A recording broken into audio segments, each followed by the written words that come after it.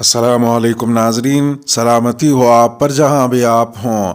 Calendar پر آج تاریخ ہے 1 جمادی الاولیٰ، انگریزی تاریخ 26 نومبر ہے۔ اپنے میزبان راہی حجازی سے انڈیا کی خبریں سنیے۔ راشد خان کے نام سے 36 ٹکڑے کرنے کی بات کرنے والا نکلا وکاس کمار۔ بلند شہر پولیس نے وکاس کمار نامی نوجوان کو گرفتار کر کے ایک سنسنی خیز انکشاف کیا ہے۔ پولیس کا کہنا ہے کہ یہ وہی وکاس ہے جو ایک وائرل ویڈیو میں راشد خان کا روپ دھار کر آفتاب پوناوالا کی حمایت کر رہا تھا۔ واضح ہے کہ یوٹیوب ویڈیو کا ایک چھوٹا سا حصہ پچھلے کچھ دنوں سے انٹرنیٹ پر وائرل ہو رہا تھا۔ اس ویڈیو میں خود کو راشد خان کہنے والا ایک شخص آفتاب پوناوالا کے گھناؤنے فعل کا جواز پیش کرتا ہے۔ وہ یہ کہتے ہوئے نظر آتا ہے کہ جب انسان کا دماغ خراب ہوتا ہے تو وہ غصے میں 35 یا 36 ٹکڑے بھی کر دیتا ہے۔ جب اس شخص سے پوچھا گیا کہ مارنے کاٹنے کی تربیت کہاں سے ملتی ہے تو وہ کہتا ہے بس چھری اٹھاؤ اور چلا دو۔ راشد خان عرف وکاس کمار خود کو اس کام میں تجربے کار بھی قرار دیتا ہے۔ وہ کہتا ہے کہ کسی سے لڑائی ہو جائے تو وہ ایسی حرکت بھی کر سکتا ہے۔ آفتاب پوناوالا اور شدھا کے معاملے پر وکاس کمار آخر میں یہ کہتا نظر آتا ہے کہ دونوں کی غلطی ہوگی تبھی آفتاب نے اسے قتل کیا۔ تمہیں کیا لگتا ہے، تم نے ٹھیک کہا جو تم کہہ رہے تھے کہ 35 کے بجائے 36 غلطی کہا، جو مجھے کیا پتا تھا کہ اتنی تکڑی فلم ہو جائے گی، ورنہ مجھے کیا مطلب تھا کہنے کا۔ 55 سیکنڈ کی اس ویڈیو کے وائرل ہونے کے بعد لوگوں نے راشد خان کی گرفتاری کا مطالبہ کیا تھا اور مسلمانوں کے خلاف شدید بیان بازی کی تھی۔ سکندرآباد پولیس اسٹیشن کے ذریعے جمعے کو ملزم وکاس کمار کی گرفتاری کے بعد بلند شہر کے senior superintendent of police Ashlok Kumar نے بتایا کہ سوشل میڈیا کے ذریعے ایک ویڈیو کلپ ہمارے نوٹس میں آیا تھا جو دہلی میں بنایا گیا تھا، جس میں ایک شخص جو خود کو راشد خان کہتا ہے قابل اعتراض تبصرہ کرتے ہوئے نظر آتا ہے۔ ایس پی اشلوک کمار نے مزید بتایا کہ کچھ کوششوں کے بعد اس شخص کو حراست میں لے لیا گیا۔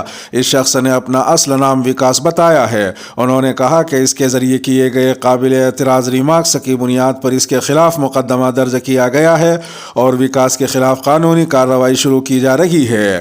پولیس کا یہ بھی کہنا تھا کہ وکاس کمار ایک پیشہ ور مجرم ہے۔ اس کے خلاف ماضی میں بھی کئی مقدمات درج ہیں۔ اس کے خلاف چوری اور غیر قانونی اسلحہ رکھنے کے الزام میں کل 5 مقدمات چل رہے ہیں، جن میں سے 2 بلند شہر ضلع میں اور 3 گوتم بدھ نگر میں رجسٹرڈ ہیں۔ اشلوک کمار نے بتایا کہ اس کی تفصیلی انکوائری کی جا رہی ہے۔ 2 دن پورو سوشل میڈیا کے مادھیم سے ایک ویڈیو سنجان میں آیا تھا جو کہ دلی میں شوٹ کیا جانا پایا گیا تھا، جس میں ایک ویکتی جو خود کو راشد بتا رہا ہے اس نے کچھ آپتی جنک ٹپنی کی تھی۔ اس سبند میں تھانہ سکندرآباد کی پولیس کو لگایا گیا تھا کہ اس ویکتی کو ٹریس کرے، جس کے آدھار پر اس ویکتی کو آج حراست میں لے لیا گیا ہے۔ اس نے اپنا نام وکاس بتایا ہے اور اس کے دوارا کی گئی آپتی جنک ٹپنی کے آدھار پر اس پہ مقدمہ پنجیکرت کرتے ہوئے اس کے ورد ودھک کارروائی سنشچت کی جا رہی ہے۔ ساتھ ہی ساتھ یہ بات پرکاش میں آئی ہے کہ اس کے اوپر پورو کے 5 مقدمے درج ہیں، جس میں سے 2 جنپد بلند شہر میں تथा 3 جنپد گوتم بدھ نگر کے ہیں، جو کہ چوری اور اویدھ اسلحہ سے سمبندھت ہیں۔ اس سے وسترت پوچھ تاچھ کرتے ہوئے اسے نیائک ابھیرکشا میں بھیجا جا رہا ہے۔ اس سنسنی خیز انکشاف پر تبصرہ کرتے ہوئے سوشل میڈیا پر صارفین کا کہنا ہے کہ اس طرح کے معاملات کے ذریعے مسلمانوں کو بدنام کرنے کی سازش رچی جا رہی ہے۔ ماضی میں بھی اس طرح کی کئی ویڈیوز وائرل ہو چکی ہیں جن میں بعد میں پتہ چلتا ہے کہ کوئی شخص کسی اور برادری سے تھا یا اس نے محض مشہور ہونے کے لیے کوئی متنازع تبصرہ کیا تھا۔ سوشل میڈیا صارفین کا یہ بھی کہنا ہے کہ جب تک اس طرح کی وائرل ویڈیوز کی حقیقت سامنے آتی ہے تب تک بہت دیر ہو چکی ہوتی ہے۔ عمر خالد کو بہن کی شادی میں بھی شرکت کرنے کی اجازت نہیں۔ 2020 میں شمال مشرقی دہلی فسادات کے ملزم عمر خالد کی عبوری ضمانت کی درخواست کی مخالفت کرتے ہوئے دہلی پولیس نے جمعے کے دن عدالت میں اپنا جواب داخل کیا۔ دہلی پولیس نے اپنے جواب میں لکھا کہ عمر خالد کی رہائی کی صورت میں سماج میں بے چینی پھیل سکتی ہے۔ واضح ہے کہ عمر خالد نے اپنی بہن کی شادی کے لیے 2 ہفتوں کی عبوری ضمانت دینے کی گزارش کی تھی، جس پر ایڈیشنل سیشن جج अमिताभ रावत ने दिल्ली पुलिस से जवाब मांगा था। दिल्ली पुलिस की तरफ से दाखिल करदा जवाब में कहा गया कि उमर खालिद की बहन की शादी 28 दिसंबर को होने वाली है। इसकी तस्दीक कर ली गई है, ताहम उमर खालिद पर UAPA के तहत संगीन इल्ज़ामात है और उनकी मुस्तकिल ज़मानत की दरख्वास्त मुस्तरद हो चुकी है। दिल्ली पुलिस ने मज़ीद कहा कि उमर खालिद के खिलाफ इल्ज़ामात संगीन है। वो अबूरी ज़मानत की मुद्दत के दौरान सोशल मीडिया का इस्तेमाल करके गलत मालूमात फैला सकते हैं, जिससे मुआशरे में बिगाड़ पैदा होने का खदशा है। दिल्ली पुलिस के मुताबिक अमूरी ज़मानत के दौरान उमर खालिद गवाह को भी मुतासिर कर सकते हैं। दिल्ली पुलिस का ये भी कहना था कि उमर खालिद की मां बुटीक चलाती हैं और उनके वालिद एक सियासी जमात वेलफेयर पार्टी ऑफ इंडिया के सरबराह हैं। ऐसे में माँ बाप अपनी बेटी की शादी के इंतजामात आसानी से कर सकते हैं। अदालत ने इस मामले की आइंदा समाअत 29 नवंबर को मुकर्रर की है। बीजेपी ने फसादियों को 2002 में ऐसा सबक सिखाया कि वो लोग 2022 तक तशद्दुद से दूर रहे। गुजरात इंतखाबात में तमाम पार्टियों की तरफ से इंतखाबी मुहिम का सिलसिला जारी है। इस दौरान जुमे को गुजरात के भरूच में एक रैली से खिताब करते हुए मरकजी वजीर दाखिला अमित शाह ने कहा कि जब ये कांग्रेसी थे तो रोज़ फसादात होते थे। ऐसी ही कोशिश 2002 में की गई थी जब नरेंद्र भाई वहाँ थे। 2002 में उन्होंने तशद्दुद करने की जसारत की थी। उन्हें ऐसा सबक सिखाया गया कि 2022 तक यानी आज तक कोई ऐसी कोशिश करने का नाम नहीं ले रहा। वजीर दाखिला अमित शाह ने मजीद कहा कि फसादी गुजरात से बाहर चले गए थे। भारतीय जनता पार्टी ने गुजरात में अमन कायम किया है और कर्फ्यू के बगैर रियासत बनाने का काम किया है। अमित शाह ने कांग्रेस पर इल्ज़ाम लगाते हुए कहा कि गुजरात में कांग्रेस के दौरे हुकूमत में यानी 1995 से पहले अक्सर फ़िरक़ावाराना फसादात होते थे। कांग्रेस मुख्तलिफ बिरादरियों और ज़ातों के अफराद को एक दूसरे के खिलाफ उकसाती थी। कांग्रेस ने इस तरह के फसादात के ज़रिए अपना वोट बैंक मजबूत किया और समाज के एक बड़े तबके के साथ नाइंसाफ़ी की। अमित शाह ने दावा किया कि गुजरात में 2002 के फसादात इसलिए हुए थे कि मुजरिमों को तवील अरसे तक कांग्रेस की हिमायत की वजह से तशद्दुद में मुलव्वस होने की आदत हो गई थी। लेकिन 2002 में सबक सिखाए जाने के बाद ऐसे अनासिर ने तशद्दुद का रास्ता छोड़ दिया और वो 2002 से 2022 तक तशद्दुद से दूर रहे। आर्टिकल 370 को मनसूख करने के लिए वज़ीर आज़म नरेंद्र मोदी का शुक्रिया अदा करते हुए अमित शाह ने इल्ज़ाम लगाया कि कांग्रेस अपने वोट बैंक की वजह से इसकी मुखालफत कर रही थी। रविंद्र जडेजा की बीवी के जरिए इंडियन क्रिकेट टीम की जर्सी इस्तेमाल करने पर हंगामा।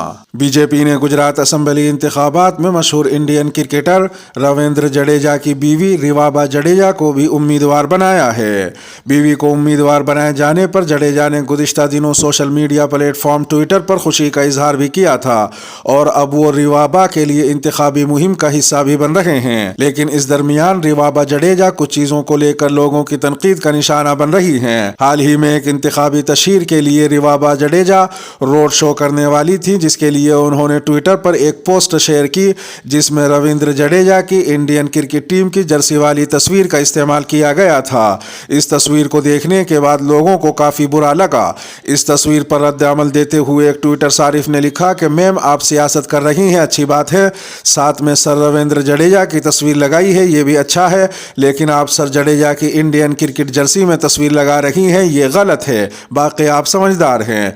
एक और सारिफ ने लिखा कि इस जर्सी का इस्तेमाल क्यों, मैं जडेजा का बहुत बड़ा शैदाई हूं और आपको इंतखाब जीतते हुए देखना चाहता हूं, लेकिन यह काबिल कबूल नहीं है। सियासी तशहीर के लिए कोई इंडियन जर्सी का इस्तेमाल नहीं कर सकता।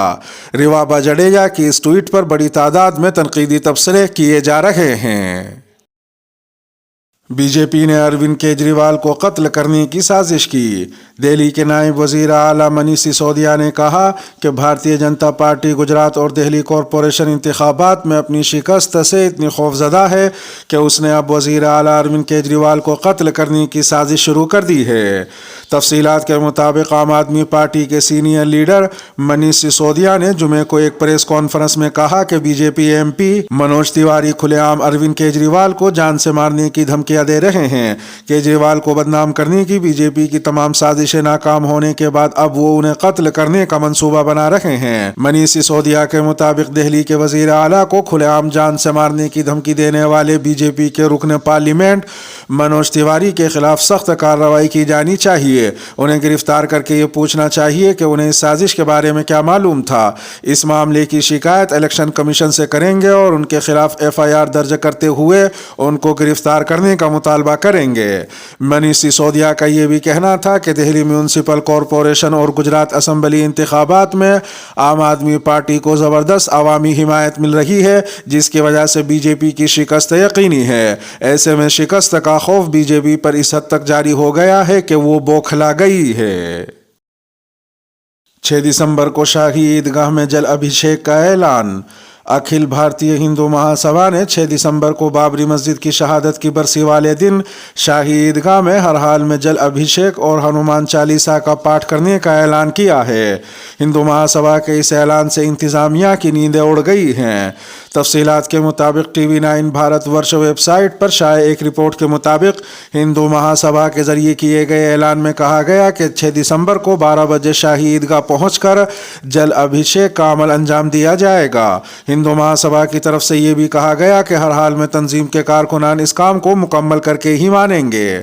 ہندو مہاسبھا کے ذریعے کیے گئے اس اعلان کے بعد انتظامیہ کی نیند اڑ گئی ہے۔ موصولہ اطلاعات کے مطابق انتظامیہ کے ذریعے کئی بار ہندو مہاسبھا سے رابطہ کرنے کی کوشش کی گئی، لیکن اس میں انہیں ناکامی ہاتھ لگی۔ واضح ہے کہ گزشتہ سال بھی ہندو مہاسبھا نے 6 دسمبر کو شاہی عیدگاہ مسجد میں جل ابھیشیک کرنے کا اعلان کیا تھا، جس کے بعد متھرا اور اس کے آس پاس کا ماحول کافی کشیدہ ہو گیا تھا۔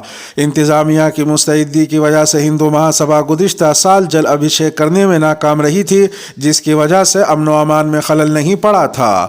قابل ذکر ہے کہ آل انڈیا ہندو مہاسبھا لگاتار شاہی عیدگاہ مسجد کو ہٹانے کا مطالبہ کرتی رہی ہے۔ اس نے متھرا کورٹ میں کئی عرضیاں داخل کر رکھی ہیں، جن میں کہا گیا ہے کہ شاہی عیدگاہ مسجد کو کسی دوسری جگہ منتقل کیا جائے۔ فی الحال یہ معاملہ عدالت میں زیر غور ہے۔